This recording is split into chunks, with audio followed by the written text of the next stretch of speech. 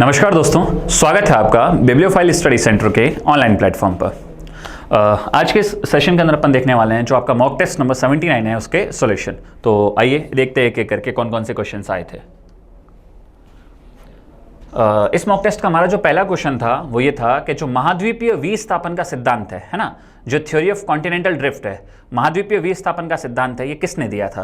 तो दोस्तों ये सिद्धांत दिया था आपके अल्फ्रेड वैगनर ने। किसने दिया था दोस्तों? अल्फ्रेड वैगनर ने। क्या बताया था अल्फ्रेड वैगनर ने? मैं थोड़ा सा आपको समझाने की कोशिश करता हूं। देखिए, एक्चुअल में अल्फ्रेड वैगनर ने हमें बताया था कि ये जो हमारी अर्थ है ना, ये जो हमारी क्या दोस्तों, ये जो हमारी पृथ्वी है, इस पृथ्वी में अगर अपन देखें तो आज भी दोस्तों अपने को पता है 70% तो इसके अंदर क्या है दोस्तों, पानी है ना। 70 से लगभग 71% के समथिंग बोल दो, है ना। 71% के आसपास तो क्या है दोस्तों, पानी है। और 29% के आसपास दोस्तों क्या है, जमीन है। लेकिन आज अपन दोस्तों जो जमीन देखते हैं, जो लैंड देखते हैं, ठीक है, ये क्या एक साथ है, अलग अलग टुकड़ों के रूप में बटी हुई है, टुकड़ों के रूप में बटी हुई है। उसमें से अपन देखते हैं अलग अलग क्या बने हुए हैं, महाद्वीप बने हुए। लेकिन अल्फ्रेड वैगनर ने बताया पहले ये जो जमीन थी वो एक साथ जुड़ी हुई थी। पहले एक बहुत बड़ा एक विशाल महाद्वीप हुआ करता था जिसका नाम था दोस्तों क्या, पेंजिया। क्या नाम था? पेंजिया। और चारों तरफ दोस्तों इसके क्या हुआ करता था, पानी हुआ करता था। चारों तरफ एक विशाल जलराशि थी जो पानी थी, जिसका नाम था दोस्तों क्या, जिसका नाम था पैंथालासा। क्या नाम था? पैंथालासा। फिर हजारों लाखों साल बाद दोस्तों एक दिन क्या हुआ, gravitational force, sun and moon, है ना, चंद्रमा और सूर्य के गुरुत्वाकर्षण शक्तियां और भी इसके अलावा कुछ फैक्टर्स के कारण पेंजिया के दोस्तों क्या हुए, टुकड़े हुए। और पेंजिया दोस्तों दो टुकड़ों में बंट गया। एक ऊपर वाला टुकड़ा बना जिसका नाम था दोस्तों अंगारा लैंड। क्या नाम था? ऊपर वाला टुकड़ा बना जिसका नाम था अंगारा लैंड, और एक टुकड़ा दोस्तों नीचे की तरफ रह गया और इस टुकड़े का नाम था दोस्तों गोंडवाना लैंड। क्या नाम था? इसका नाम था दोस्तों गोंडवाना लैंड। ठीक है, समय के साथ साथ दोस्तों अंगारा लैंड के भी क्या होते गए दोस्तों, टुकड़े। अंगारा लैंड के भी क्या होते गए, टुकड़े। और अंगारा लैंड के टुकड़े हुए, एक टुकड़ा इधर की तरफ रहा, एक टुकड़ा ऊपर की तरफ रहा, इसके भी कुछ दोस्तों टुकड़े हुए, है ना। और इस तरीके से दोस्तों क्या हुआ कि अगर ये हमारी पृथ्वी है तो अब जो एक विशाल महाद्वीप था वो कुछ हिस्सों में दोस्तों क्या हो गया, टूट गया। और कुछ टूटने के बाद इस तरीके से महाद्वीपों का निर्माण हुआ और बीच में पानी आने से दोस्तों महासागरों का निर्माण हुआ। क्लियर है क्या? इसी को बोलते हैं महासागरों की या महाद्वीपों की उत्पत्ति का सिद्धांत।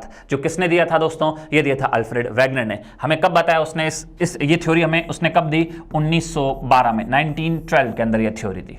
तो मैं उम्मीद करता हूं शॉर्ट में आपको समझ में आ गया होगा कि महाद्वीपीय विस्थापन का सिद्धांत क्या है, और ये दिया किसने दोस्तों? अल्फ्रेड वैगनर ने। पूरा नाम क्या था दोस्तों इसका? पूरा नाम इसका था अल्फ्रेड वैगनर। क्या नाम था? Alfred Wegener. ठीक है, और ये सिद्धांत फिर कह रहा हूं कब दिया था, कई बार ईयर पूछ लिया जाता है, तो 1912 के अंदर।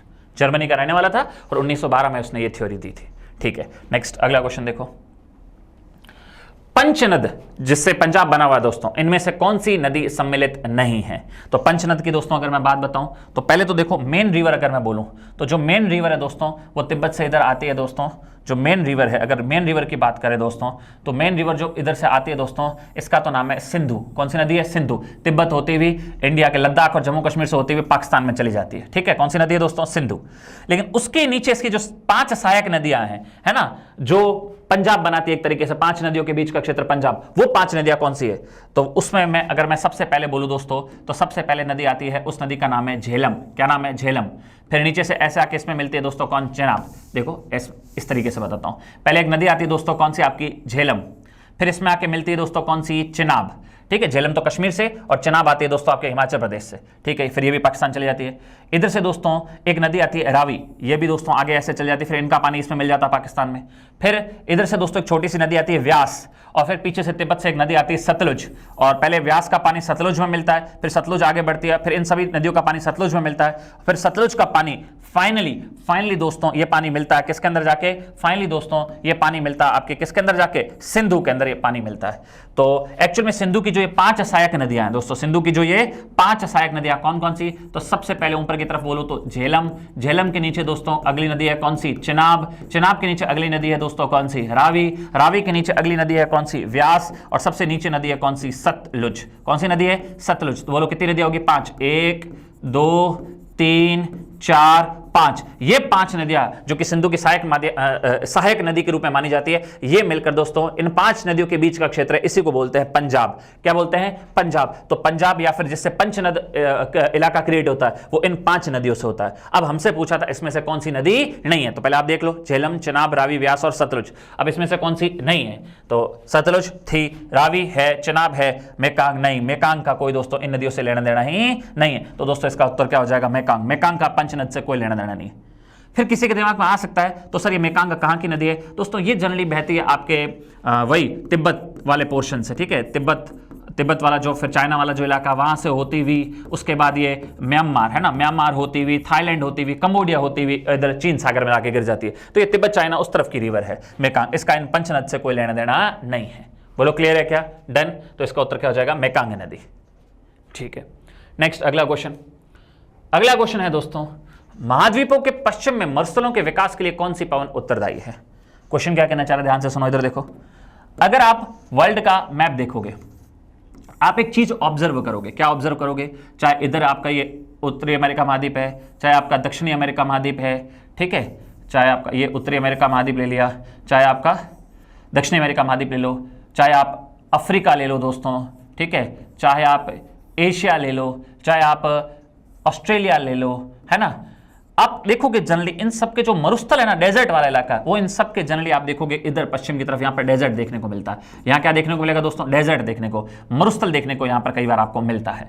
ऐसा क्यों है? क्योंकि इस इलाके में बहुत से फैक्टर जिम्मेदार है, ठंडी जलधारा वगैरह भी है, उसमें से एक फैक्टर ये भी है दोस्तों, इनके किनारे, इन महाद्वीपों के किनारे दोस्तों, इधर पूर्व से जो पवनें आती है, पूर्व से जो दोस्तों एक तरीके से जो पवने पूर्व से, और कुछ पवने दोस्तों इधर से जो पश्चिम से आती है ना। तो इसमें से कुछ पवने हैं दोस्तों जो मिलकर यहां पर डेजर्ट वगैरह जनरली बनाती है। अब जो डेजर्ट जनरली बनाती है दोस्तों, वो मैं आपको बता देता हूं कौन सी होती है। तो वो पवने वो होती है दोस्तों जो एक्चुअल में पूर्व दिशा से आती है। किधर से आती है दोस्तों? जो एक्चुअल में आपके पूर्व दिशा से जो पवने आती है वो यहां तक आते आते सूख जाती है, और सूख कर क्या बनाती है दोस्तों? डेजर्ट बनाती है। और ये पूर्व पवने दोस्तों, इन्हीं को अपन बोलते हैं व्यापारिक पवने। कौन सी पवने बोलते हैं दोस्तों? इनको बोलते हैं व्यापारिक पवने। पूर्व से आती हैं तो पूर्वायामी बोलते हैं, या फिर बोलते हैं इनको व्यापारिक पवने, ट्रेड विंड्स। ये जनरली दोस्तों मरुस्थल बनाने का काम करती है वर्ल्ड के अंदर। तो उत्तर क्या हो जाएगा दोस्तों? इसका उत्तर हो जाएगा आपका व्यापारिक पवने। कौन सी? ट्रेड विंड्स इसका उत्तर हो जाएगा।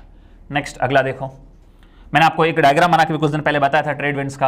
आपको मैंने बताया था ये भूमध्य रेखा है, तो इधर 30 डिग्री से इधर 30 डिग्री के बीच में ये दोस्तों जो हवाएं चलती हैं, ये जनरली आपकी कहलाती है, क्या कहलाती है? आपकी व्यापारिक पवने। और एक एग्जाम में मॉक टेस्ट में क्वेश्चन आया था, ये व्यापारिक पवने की उत्तरी गोलार्ध के अंदर डायरेक्शन क्या होती है? तो पूर्व से आ रही है ना, दैट्स व्हाई इनको बोलते हैं क्या? पूर्वाया। या फिर ये भी दक्षिणी गोलार्ध में आ तो पूर्व से ही रही है ना, इधर दक्षिण पूर्व से, ये उत्तर पूर्व है, दक्षिण पूर्व, तो इनको पूर्वाया भी बोलते हैं। ठीक है, नेक्स्ट अगला क्वेश्चन है, इनमें से कौन सा सिंधु घाटी सभ्यता में एक बंदरगाह नगर था? मतलब समझ रहे हो, जहां पर समुद्र के रास्ते से चीजें लाई और ले जाई जाती थी, है ना, सीपोर्ट नगर था। तो ये तो अपन बचपन से पढ़ते आ रहे हैं दोस्तों। इसका उत्तर होगा लोथल। तो लोथल दोस्तों वर्तमान अपने गुजरात के अंदर पड़ता है ना, अहमदाबाद डिस्ट्रिक्ट में गुजरात के अंदर पड़ता है। ठीक है, और ये एक पहले नदी के किनारे बसा हुआ था, अब तो वो नदी देखने को नहीं मिलती है, भोगवा नदी। कौन सी नदी? भोगवा। भोगवा दोस्तों वास्तव में सहायक नदी थी जो आज भी बहती है यहाँ पर इस इलाके में। कौन सी नदी? साबरमती नदी। कौन सी नदी? साबरमती नदी। ठीक है, तो एक समुद्र के किनारे बसा हुआ शहर आपका लोथल, और ये एक प्राचीन समय में सिंधु घाटी सभ्यता के समय का एक बंदरगाह हुआ करता था। कौन सा? लोथल। ठीक है, नेक्स्ट अगला क्वेश्चन देखो, नंद वंश का एक अंतिम शासक है जिसका नाम है दोस्तों धनानंद, नहीं घनानंद। क्या नाम था दोस्तों उसका? उसका नाम था घनानंद। क्या नाम था? उसका नाम था दोस्तों घनानंद। तो नंद वंश का आखिरी शासक जिसका नाम घनानंद था, उसको गद्दी से हटाकर पाटलिपुत्र का उसके बाद राजा कौन बना? कई मॉक टेस्ट में बता चुका हूं। घनानंद को मारकर दोस्तों चंद्रगुप्त मौर्य दोस्तों मौर्य वंश की स्थापना करते हैं, है ना, लगभग 322 ईसा पूर्व के अंदर, बिफोर क्राइस्ट। ठीक है, तो इसका उत्तर क्या हो जाएगा दोस्तों? चंद्रगुप्त मौर्य। नेक्स्ट अगला देखो, इब्न बतूता इसमें से किस शासक के दोस्तों समकालीन था? बहुत बार अपन पढ़ चुके हैं। इब्न बतूता दोस्तों किसके टाइम आया था? मोहम्मद बिन तुगलक के टाइम आया था। मोहम्मद बिन तुगलक के टाइम आया था, लगभग 1333 ईस्वी के आसपास ये आया था। कौन आया था? Ibn Battuta.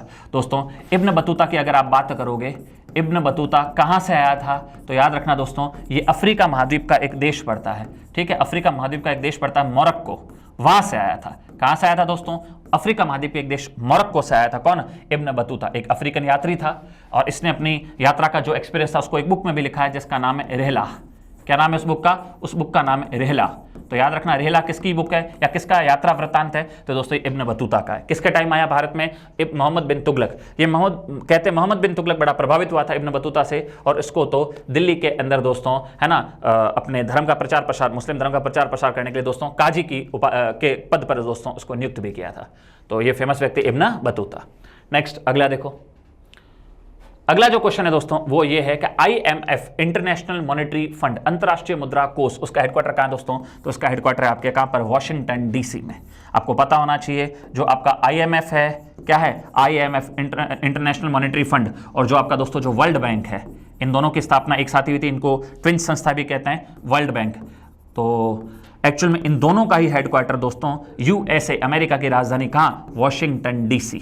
वॉशिंगटन DC इसमें दोस्तों इनका क्या है? आपका हेडक्वार्टर है। वॉशिंगटन नहीं, सिर्फ Washington DC from the district of Columbia. ठीक है, तो IMF हो चाहे वर्ल्ड बैंक हो, दोनों का हेडक्वार्टर दोस्तों वॉशिंगटन DC के अंदर है। जनरली डिफरेंस बता देता हूं।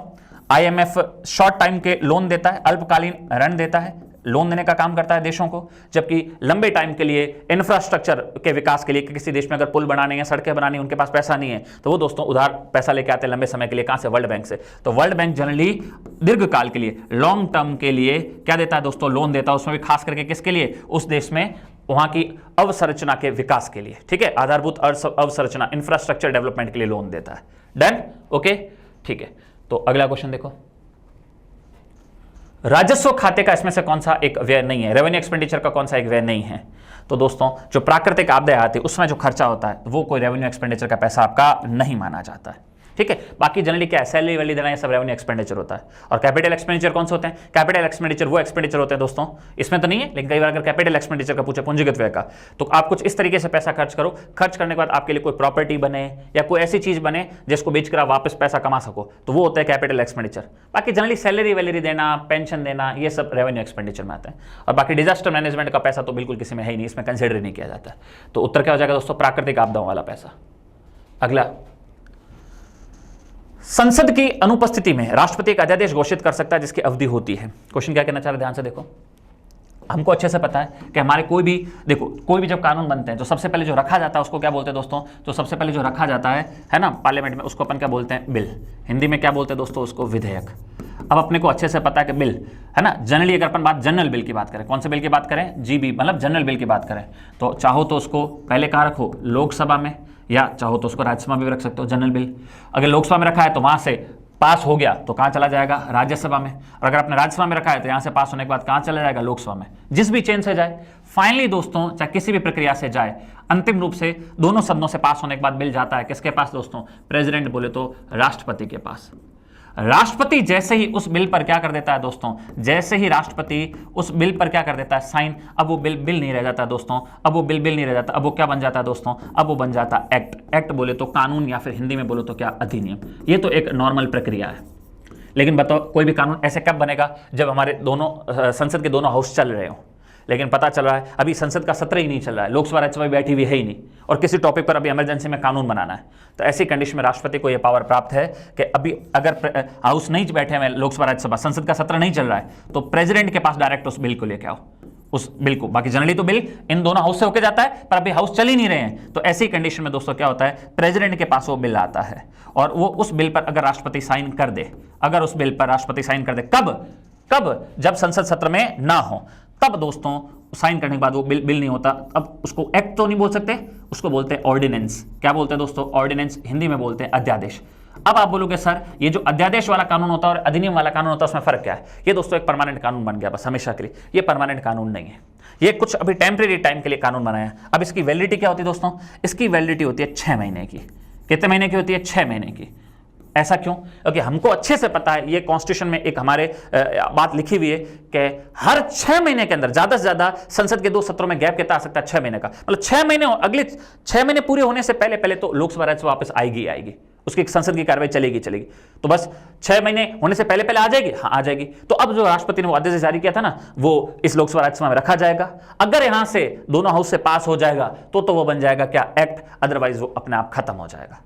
लेकिन अब मेरी बात सुनो, जैसे अभी पता चला 3-4 महीने तक तो लोकसभा राज्यसभा नहीं थी और ये ऑर्डिनेंस चल गया आपका। अब लोकसभा राज्यसभा बैठ गई है, और लोकसभा राज्यसभा के बैठने के बाद अभी पता चला उस ऑर्डिनेंस पर कोई बात ही नहीं हो रही है, अब कितने दिन, ये एग्जैक्ट डेटा याद रखना, 42 दिन तक। अगर संसद का सत्र स्टार्ट हो गया 42 दिन तक, 42 दिन का मतलब समझ रहे हो कितने वीक हो गए, 6 वीक। 6 वीक तक अगर आपने उस ऑर्डिनेंस पर चर्चा भी नहीं की ना, तो उसके बाद भले आप कुछ भी करो, वो ऑटोमेटिकली क्या हो जाएगा, खत्म। तो इस हिसाब से बताओ इस ऑर्डिनेंस की वैलिडिटी क्या हुई। तो जब तक सत्र नहीं है तब तक तो उसकी वैलिडिटी है 6 महीने की, और संसद का सेशन स्टार्ट हो गया तब उसकी वैलिडिटी है दोस्तों 6 वीक की, बोले तो 42 डेज की। अब हमसे क्वेश्चन क्या पूछ रहा है, तो हमें लैंग्वेज देखना है कि संसद की अनुपस्थिति में राष्ट्रपति एक अध्यादेश घोषित करता है, अध्यादेश मतलब ऑर्डिनेंस घोषित करता है, तो उसकी वैलिडिटी कितने की होती है। तो अब बस अगर महीनों में दे रखा होता तो 6 महीने कर देते, लेकिन यहां 6 वीक में दे रखा है, तो इसका उत्तर क्या हो जाएगा दोस्तों, 6 वीक। अब किस हिसाब से 6 वीक, समझ गए ना, ये 6 वीक वो है जब एक बार संसद सत्र में अब आ चुकी है, अब उसको 6 वीक के अंदर डिसीजन लेना है। तो अब संसद के सत्र में आने के बाद उसकी वैलिडिटी 6 सप्ताह की, सेशन स्टार्ट नहीं हुआ तब तक वैलिडिटी 6 महीनों की। तो यहां 6 महीनों वाला ऑप्शन था नहीं, तो हमको करना पड़ा 6 सप्ताह। डन, मैंने आपको दोनों एंगल से बता दिया। नेक्स्ट अगला क्वेश्चन, भारत के एकमात्र न्यायाधीश राष्ट्रपति, तो दोस्तों इसका उत्तर आएगा मोहम्मद हिदायतुल्लाह। क्या सीन है, ऐसे नहीं कि राष्ट्रपति का को चुनाव लड़के ये बने थे भाई, पहले जज थे सुप्रीम कोर्ट के, बाद में राष्ट्रपति का चुनाव लड़के राष्ट्रपति बने, ऐसे नहीं थे। आपने एक सुना होगा थोड़ा बहुत, जब पढ़ाई की हो तो आपने एक चीज सुनी होगी, एक्चुअली में आपको पता हो 1967 में भारत के राष्ट्रपति बनते हैं वी गिरी। कौन बनते हैं दोस्तों, वी गिरी, ठीक है, राष्ट्रपति बनते हैं, बहुत अच्छी बात है। नहीं, 1967 में राष्ट्रपति बनते हैं जाकिर हुसैन, सॉरी, कौन बनते हैं दोस्तों, जाकिर हुसैन। कौन बनते हैं, जाकिर हुसैन। दोस्तों 2 साल बाद इनकी क्या होती है दोस्तों, 2 वर्ष बाद इनकी क्या होती है, 2 वर्ष बाद इनकी मृत्यु हो जाती है। 2 वर्ष बाद इनकी क्या हो जाती है, मृत्यु हो जाती है। और इधर 1969 में जब जाकिर हुसैन की मृत्यु हुई, तो 1969 में दोस्तों उपराष्ट्रपति जो हमारे थे, कौन थे, उपराष्ट्रपति जो दोस्तों हमारे थे, उनका नाम था वी गिरी, वी गिरी। तो जैसे ही राष्ट्रपति की मृत्यु होती है तो कुछ टाइम के लिए दोस्तों कार्यवाहक राष्ट्रपति, क्या कार्यवाहक बोले तो एक्टिंग प्रेसिडेंट के रूप में काम करते हैं वी गिरी। फिर जैसे देश में राष्ट्रपति के चुनाव होते हैं तो दोस्तों वी गिरी भी अपने पद से क्या दे देते हैं, अपने पद से दोस्तों रिजाइन कर देते हैं, बोले तो इस्तीफा दे देते हैं, बोले मैं तो राष्ट्रपति का चुनाव लड़ूंगा। भारत के इतिहास में केवल एक बार ऐसा हुआ 1969 में, ना तो हमारे पास दोस्तों प्रेसिडेंट है और ना हमारे पास दोस्तों वाइस प्रेसिडेंट है। अब करे तो क्या करे, तो हमारे कॉन्स्टिट्यूशन में प्रावधान है कि जो भी उस वक्त सुप्रीम कोर्ट का, किसका दोस्तों, जो भी उस वक्त सुप्रीम कोर्ट का क्या होगा दोस्तों, मुख्य न्यायाधीश, बोले तो क्या होगा, चीफ जस्टिस होगा, बोले तो क्या होगा दोस्तों, चीफ जस्टिस होगा, वो व्यक्ति ऑटोमेटिकली उस वक्त वाइस प्रेसिडेंट का भी काम देखेगा और राष्ट्रपति का भी काम देखेगा। तो दोस्तों इस वक्त 1969 में जो भारत के चीफ जस्टिस थे सुप्रीम कोर्ट के, उनका नाम था दोस्तों मोहम्मद हिदायतुल्लाह। क्या नाम था दोस्तों, मोहम्मद हिदायतुल्लाह। तो ये भारत के एकमात्र व्यक्ति रहे जिन्होंने एक साथ तीनों पदों पे काम किया, चीफ जस्टिस भी काम कर रहे हैं उस वक्त, साथ में वाइस प्रेसिडेंट का भी काम कर रहे हैं और प्रेसिडेंट का भी काम कर रहे हैं। इस हिसाब से दोस्तों बोला गया कि भारत के वो कौन से न्यायाधीश रहे हैं दोस्तों सुप्रीम कोर्ट के जो राष्ट्रपति बने, तो वो है मोहम्मद हिदायतुल्लाह। क्लियर है, ओके। नेक्स्ट अगला देखो, अगला क्वेश्चन है, एक स्टेटमेंट है कि विश्व के मजदूरों एक हो जाओ, क्योंकि तुम्हारे पास खोने को तो कुछ नहीं है बट पाने को पूरा संसार है। ये स्टेटमेंट किसका है, ये कथन किसका है, ये स्टूडेंट दोस्तों, ये स्टेटमेंट, ये कथन कार्ल मार्क्स का है। किसका कथन था दोस्तों, ये स्टेटमेंट था आपके कार्ल मार्क्स का। Done, okay. नेक्स्ट अगला क्वेश्चन देखो, जड़त्व आघूर्ण का कोणीय त्वरण का गुणनफल होता है, कुछ नहीं, कहना क्या चाह रहा है, जो मोमेंट ऑफ इनर्शिया होता है, अगर आप उसको इंटू कर दो, बताओ किससे इंटू कर दो, बताओ, है ना, एक्सेलरेशन से, त्वरण से, तो दोस्तों क्या आता है, तो ये बेसिक सा फॉर्मूला होता है, इनर्शिया को अगर एक्सेलरेशन से इंटू करते हो तो दोस्तों आता है आपका क्या आता है, टॉर्क, बोले तो आपका आघूर्ण बल। एक्सेलरेशन को बस मोमेंट ऑफ इनर्शिया से इंटू करते क्या बन जाता है आपका आघूर्ण बल, बोले तो क्या बन जाता है, टॉर्क। नेक्स्ट अगला क्वेश्चन देखो, निम्न में से कौन सा एक रेखीय बहुलक है। क्या है दोस्तों, रेखीय बहुलक है। देखो क्या है, मैं आपको बताता हूं, पहले तो देखो इस वर्ड को समझो, क्या वर्ड होता है। एक तो वर्ड होता है मोनोमर, बोलो क्या वर्ड होता है, मोनोमर, हिंदी में क्या बोलते हैं दोस्तों, एकलक। एक वर्ड होता है दोस्तों पॉलीमर, क्या वर्ड होता है, पॉलीमर, हिंदी में दोस्तों इसको बोलते हैं बहुलक। देखो दोस्तों, ये जैसे मेरे सामने मोती है, बोलो ये मेरे सामने क्या है, मोती है, ठीक है। जब तक ये अकेले अकेले मोती, ये अकेला एक मोती है, तो इसको मैंने बोला मोनो मतलब एक, मोनोमर। लेकिन इन मोतियों को अगर मैंने आपस में पिरो दिया तो खूब सारे मोती आपस में क्या करके जुड़ गए, और जुड़कर क्या बन गई दोस्तों, माला। तो माला एक ऐसी चीज जिसमें बहुत सारे मोती, मतलब बहुत सारे एकलक है। तो माला एक ऐसी चीज जिसमें बहुत सारे एकलक है, बहुत सारे को क्या बोलते हैं, पॉली मतलब बहु। तो माला क्या बन गई दोस्तों, बहुलक, जबकि मोती अपने आप में क्या है दोस्तों, एकलक, बोले तो मोनोमर। समझ गए ना। माला अगर आपसे पूछा जाए क्या है, तो माला आप बोलोगे सर बहुलक है, पॉलीमर है। किसकी बहुलक है, माला पॉलीमर है, किसकी, मोतियों की। ये आप समझ गए ना, तो मैं उम्मीद करता हूं ये वर्ड समझ गए। पॉलीमर का मतलब क्या होता है और मोनोमर का मतलब क्या है। पॉलीमर अपने आप में एक माला है, मोनोमर उसका एक प्रतीक क्या है, मोती है। डन। अब देखो अगला क्या है दोस्तों, ये जो माला जिस हिसाब से बनती है, पॉलीमर एक माला ही होती है। ये दोस्तों संरचना के आधार पर, स्ट्रक्चर के आधार पर, किसके आधार पर दोस्तों, स्ट्रक्चर के आधार पर, हिंदी में बोले तो संरचना के आधार पर, संरचना के आधार पर दोस्तों ये जो पॉलीमर होते हैं, ये जो पॉलीमर होते हैं दोस्तों, बहुलक होते हैं, ये बेसिकली 3 तरह के होते हैं। कितने तरह के होते हैं, 3 तरह के। कौन से 3 तरह के दोस्तों, एक होता है आपका लीनियर पॉलीमर, है ना, लीनियर। एक होता है दोस्तों ब्रांच्ड चेन पॉलीमर। कौन से, ब्रांच्ड चेन पॉलीमर। और एक तो क्या होता है दोस्तों, ब्रांच्ड चेन पॉलीमर, और एक होते हैं दोस्तों क्रॉस लिंक्ड, या इसको नेटवर्क लिंक्ड भी बोलते हैं, नेटवर्क लिंक्ड पॉलीमर। कुछ नहीं है, बस है तो देखो, चाहे ये हो चाहे ये हो चाहे ये हो, एक माला है, लंबी सी चेन है, बस। अगर एक सीधी सीधी लीनियर मतलब लाइन के रूप में, एक सीधी सीधी, अगर सीधी सीधी ऐसे माला दिख जाए मोतियों की, एक स्ट्रेट लाइन के रूप में, तो इसको बोलते हैं क्या, लीनियर पॉलीमर। अगर इस तरह से दिख जाए कि ये एक लीनियर पॉलीमर की माला है, ये एक और है, लेकिन अगर ये आपस में दोस्तों अगर अपन देखें इनकी ब्रांच निकली हुई हो, क्या निकली हुई दोस्तों, है ना, अगर इनकी ऐसे ब्रांच निकली हुई हो, क्या निकली हुई, इनकी ब्रांच अगर निकली हुई हो, किसी भी लीनियर पॉलीमर, आपका जो लीनियर पॉलीमर होता है, अगर उसकी क्या निकली हुई है दोस्तों, उसके अगर ऐसे ब्रांच निकली हुई हो साथ में, है ना, तो आप इसको बोलते हो ब्रांच्ड चेन आपके पॉलीमर। ठीक है। और इसमें क्या होता है, इसमें बहुत सारे लीनियर पॉलीमर होते हैं, लेकिन वो आपस में बॉन्ड के माध्यम से क्या होता है दोस्तों, जुड़े होते हैं। तो ये इनका आपस में क्या बन गया, नेटवर्क बन गया। इसको बोलते हैं नेटवर्क लिंक्ड पॉलीमर। अब मैं आपको बता देता हूं जो हमारे ऑप्शन में दे रखा है। एक्चुअल में अगर आप देखोगे दोस्तों, जो ग्लाइकोजन है, ग्लाइकोजन का जब आप, इसका है तो ग्लाइकोजन भी पॉलीमर, एक माला है, लेकिन इसकी माला दोस्तों क्या है, इसके आपको ब्रांच भी देखने को ऐसे मिलेगी। तो ये एक ब्रांच चेन का एग्जांपल है। जबकि जो एमिलोज है दोस्तों, जिसको एमाइलोज बोलते हैं, ये एक सीधी सीधी लंबी सी चेन है दोस्तों, किसकी, ग्लूकोज की, एमाइलोज, जो अपन पढ़ते हैं। ठीक है। तो इसका अगर आपसे क्या पूछा है, लीनियर पॉलीमर का एग्जांपल कौन है दोस्तों, तो उसका उत्तर हो जाएगा आपका क्या, इसका उत्तर हो जाएगा आपका एमाइलोज। क्या हो जाएगा इसका उत्तर, एमाइलोज। जबकि ग्लाइकोजन किसका एग्जांपल है दोस्तों, ब्रांच्ड। अगर आपसे पूछता था which one of the following is a branched chain polymer, तो फिर आप कर सकते थे दोस्तों, क्या कर सकते थे, ग्लाइकोजन। ठीक है। ओके। स्टार्च तो खुद 2 चीजों से मिलकर बनता है, किससे, तो एक तो अमाइलोपेक्टिन से, अमाइलोपेक्टिन प्लस साथ में अमाइलोज। ठीक है। अमाइलोज तो हालांकि अभी अपन ने देखा क्या होता है दोस्तों, लीनियर होता है, लेकिन अमाइलोपेक्टिन दोस्तों क्या होता है, ये खुद ब्रांच्ड वाला होता है। क्या होता है, ब्रांच्ड वाला होता है। ठीक है। तो अमाइलोपेक्टिन भी ब्रांच्ड है, ग्लाइकोजन भी कैसी लंबी सी चेन है, ब्रांच वाली है। स्टार्च खुद इससे मिलकर बनती है, जो जब ये शामिल है तो ये भी, स्टार्च भी एक तरीके से क्या हो जाएगा, ब्रांच वाला हो जाएगा। ओनली एमाइलोज दोस्तों ऐसा एक माला है जो एक सीधी सीधी लंबी सी चेन है ग्लूकोज की। तो इसका उत्तर क्या हो जाएगा दोस्तों, एमाइलोज। नेक्स्ट अगला क्वेश्चन है दोस्तों, वह तत्व जिसकी ऑक्सीकरण अवस्था हर यौगिक में एक ही है। बिल्कुल दोस्तों, इसका बहुत बेसिक सा उत्तर है दोस्तों, फ्लोरीन का ऑक्सीडेशन नंबर हर कंडीशन में आपको दोस्तों क्या मिलता है, -1। कोई भी इसका कंपाउंड उठा के देख लो, है ना, -1। क्यों, क्योंकि इसकी हर कंडीशन में यही -1 मिलेगा। क्यों, क्योंकि हाईली इलेक्ट्रोनेगेटिव होता है। जितने भी आपके अपन देखते हैं तत्व, उसमें सबसे ज्यादा इलेक्ट्रोनेगेटिविटी, मतलब इलेक्ट्रॉन को लेने की चाहत सबसे ज्यादा अगर किसी की होती तो किसकी होती, आपकी किसकी होती, फ्लोरीन की। हर कंडीशन में कितनी, 1। और एक ले रहा है तो -1। तो इसका उत्तर क्या हो जाएगा, फ्लोरीन हो जाएगा दोस्तों। आंसू गैस का निम्न में से कौन सा एक घटक है, जो टीयर गैस होता है, तो दोस्तों उसका एक कंपोनेंट होता है आपका क्या, क्लोरोपिक्राइन। क्या होता है दोस्तों, क्लोरोपिक्राइन होता है। ठीक है। नेक्स्ट अगला, प्रसिद्ध विरूपाक्ष मंदिर कहां है दोस्तों, हम्पी में। और हम्पी कहां है दोस्तों, कर्नाटक में। हम्पी के मंदिर पढ़ते हैं ना, हम्पी के स्मारक, तो उसी में फेमस है दोस्तों विरूपाक्ष मंदिर। ये एक one of the world heritage site भी है आपकी। नेक्स्ट अगला, रक्त में ऑक्सीजन किस प्रोटीन द्वारा वाहित किया जाता है, तो रक्त में प्रोटीन है ही कौन सा दोस्तों, हीमोग्लोबिन। ठीक है, हीमोग्लोबिन। तो हीमोग्लोबिन द्वारा दोस्तों क्या, प्रोटीन का वहन किया जाता है। इतना तो पता ही है, रक्त में हीमोग्लोबिन। वे पौधे जो दोस्तों औसत तापमान और नमी में पनपते हैं, एवरेज तापमान है में आपके पनप जाते हैं, तो अगर आपसे पूछा जाए बताओ वो कौन से पौधे होते हैं दोस्तों, तो वो होते हैं आपके मीजोफाइट्स। मीजो का मतलब ही क्या होता है दोस्तों, मध्य, बीच। अपन नहीं पता मध्य मंडल को इंग्लिश में क्या बोलते हैं, मीजोस्फेयर। तो मीजो का मतलब क्या होता है, मध्यम, एवरेज। तो बस आगे देखने की जरूरत नहीं। तो मीजोफाइट्स, पेड़ पौधों के लिए फाइट्स, मीजो मतलब मध्यम। तो उत्तर क्या हो जाएगा दोस्तों, मेसो या फिर मीजोफाइट्स।